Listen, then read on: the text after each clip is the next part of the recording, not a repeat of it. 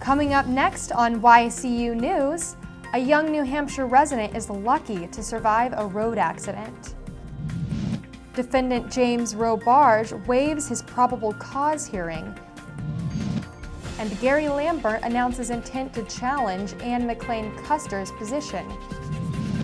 For more news, weather, and sports, it's time for YCU, your local view. Now, your daily digest of the Dartmouth-Lake Sunapee region and central Vermont. News, sports, weather, public affairs, and all that's happening in our area. The news on YCU, your local view.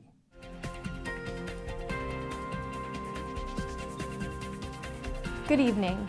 I'm Rose Spillman. Thank you for joining us for this Thursday edition of YCU News. An 18-year-old Claremont man was unhurt following a late evening car accident on Route 131 in Wethersfield. Driver Justin Boudreau was the sole occupant in the vehicle he drove along Route 131 in Wethersfield at 11:30 p.m. Wednesday. The accident happened near Gulf Road in Wethersfield, Vermont State Police say. A press release notes Boudreau failed to completely stop at the stop sign near Gulf Road, so that he wouldn't drive off the road as the car he drove turned onto Route 131, he turned left. Police say at that point, Boudreau lost control of the car. The car rolled over onto the passenger side and slid down a slight embankment. The rollover dented and scraped the passenger side of the car. Boudreau was wearing a seatbelt, say police. Claremont is being a good neighbor to Unity. The Claremont School Board says it will not seek any money from the Unity School District while Unity students attend 2 of Claremont's schools. It's what a town does for another town. Claremont School Board Chairman Richard Seaman says. Other board members agreed with Seaman that Claremont has enough classroom space to accommodate Unity's K-8 students. A new and larger school is being built in Unity. Construction setbacks are delaying the building's finish.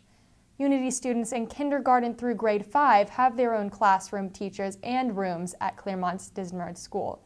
Unity grades 6 through 8 students will attend Claremont Middle School. Seaman says the city will count on Unity attending classes for the school year, or as needed until Unity's new building is open. In other Claremont school news, to ensure children safely enjoy the city's elementary school playgrounds, extra wood chips are being added to the base of swing sets, slides, and jungle gyms. School Superintendent Middleton McGoodwin told school board members last night that the school year is off to a good start, except for some playground injuries. In some of Claremont's public parks, extra wood chips are already in place to cushion a youngster jumping onto or off of a swing or other outdoor playsets. A probable cause hearing scheduled for today involving a second-degree murder charge against Charlestown resident James Rowbarge has been waived. Rowbarge's case will now head to Superior Court for further prosecution. Rowbarge is charged by police with reckless second-degree murder in the death of his wife, Kelly Rowbarge, on June 26th. Kelly Rowbarge went missing on that day, the same day she filed for divorce against James. Police found her remains in fields in Unity 10 days later. It's official. U.S. Representative Anne McLean Custer will have at least one political challenger in 2014. Gary Lambert officially declared his intent to seek the congressional seat now held by Custer. Lambert is a Republican from Nashua. He also is a former New Hampshire state senator. Custer is a Democrat. Voters elected her to Congress last November.